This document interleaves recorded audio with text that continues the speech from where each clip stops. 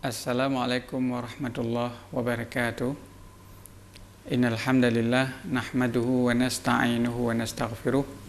Allahumma fasalli wa sallim wa barik ala habibina wa mustafana Muhammad bin Abdillah wa ala alihi wa mawalah, amma ba'd.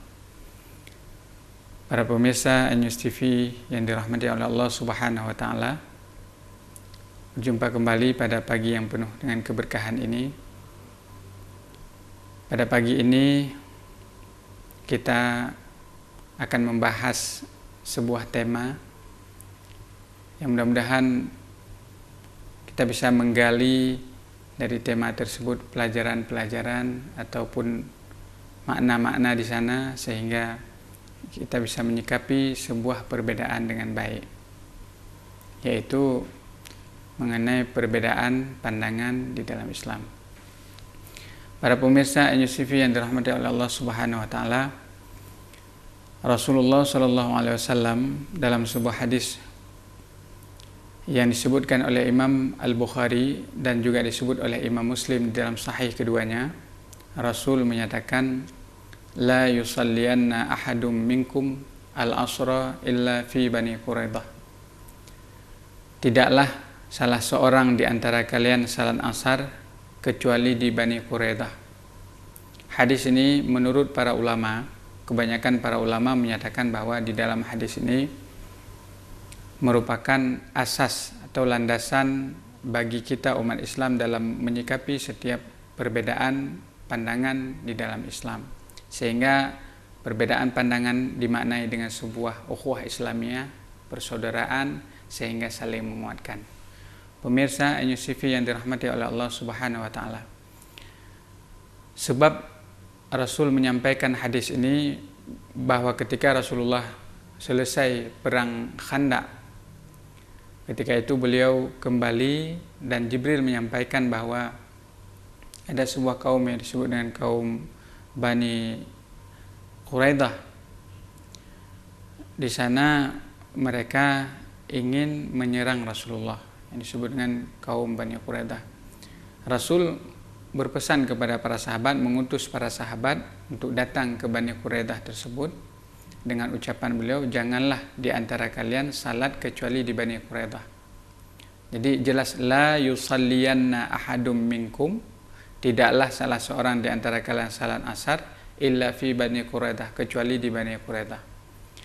Nah, ternyata para pemirsa yang dirahmati oleh Allah, dalam perjalanan para sahabat Rasulullah Sallallahu Alaihi Wasallam terjadi perbedaan pandangan di antara mereka. Ada di antara para sahabat yang memahami makna hadis tersebut secara zahirnya, bahwa Rasul tidak membolehkan kita, kata para sahabat, kecuali kita salat di Bani Quraidah.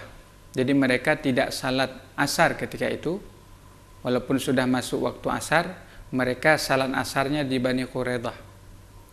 Walaupun waktu asar hampir lewat, gitu, hampir mendekati waktu maghrib. Demikian disebutkan oleh imam para ulama, termasuk Al-Hafidh Ibnu Hajar Al-Asqalani dan ulama yang lain. Jadi pemahaman mereka salat di Bani Quraidah walaupun waktu sudah masuk. Sedangkan kelompok yang kedua memahami hadis yang disampaikan oleh Rasulullah bahwa salat di sana adalah keinginan Rasulullah agar segera sampai ke Bani Quraidah. Keinginan agar sampai ke Bani Quraidah, salatnya boleh di mana saja, sudah masuk waktu salat. Jadi ada dua pemahaman di sana. Ada pemahaman yang pertama, salat mesti di Bani Quraidah walaupun sudah masuk waktu. Sedangkan kelompok sahabat yang lain salat sebelum sampai di Bani Quraidah dengan tujuannya sampai ke Bani Quraidah. Jadi ada dua pemahaman, yang pertama salat dalam perjalanan, yang kedua salat sampai di Bani Quraidah. Nah, ternyata berita tersebut sampai kepada Rasulullah SAW. Apa yang terjadi? Ternyata Rasulullah tidak menyalahkan kelompok yang salat di Bani Quraidah. Tidak pula Rasulullah menyalahkan kelompok yang salat dalam perjalanan, karena dua-duanya memiliki alasan. Yang pertama, tidak salat di jalan karena mereka memahami mesti salat di Bani Quraidah sebagaimana bunyi hadis, Yang lain memahami bahwa Rasulullah pengen mereka cepat sampai ke Bani Quraidah. Walaupun waktu sudah masuk mereka boleh salat di jalan. Nah, dari sana kemudian landasan para ulama dalam memahami perbedaan pendapat. Jadi rupanya perbedaan pandangan di dalam Islam itu sudah ada semenjak Rasulullah Shallallahu Alaihi Wasallam. Pada generasi yang mulia, yaitu generasi sahabat Rasulullah Shallallahu Alaihi Wasallam. Nah, hadis ini sahih adanya karena disebutkan oleh Imam Al-Bukhari di dalam sahih beliau, disebutkan oleh Imam Muslim, disyarah oleh Imam An-Nawawi, disyarah oleh Imam Al-Hafidh Ibnu Hajar Al-Asqalani. Hadisnya tidak ada persoalan di sana. Cuma terjadi sedikit perbedaan lafaz. Di sana disebut salat zuhur, ada yang disebut dengan salat asar. Tapi ala kulli hal hadisnya sahih. Jadi di sana ada pesan penting bahwa perbedaan pemahaman dalam konteks yang bisa ditoleransi ketika itu saling menguatkan. Sehingga para ulama diantaranya menyebutkan bahwa ada faedah yang besar dalam perbedaan pemahaman di dalam Islam. Ada perbedaan dalam mazhab Imam Asy-Syafi'i. Bahkan dalam mazhab Syafi'i sendiri, Imam Syafi'i sendiri banyak perbedaan pemahaman di sana. Belum lagi mazhab Imam Malik, mazhab Imam Abu Hanifah, mazhab Imam Hambali dalam lingkup Ahlus Sunnah wal Jamaah.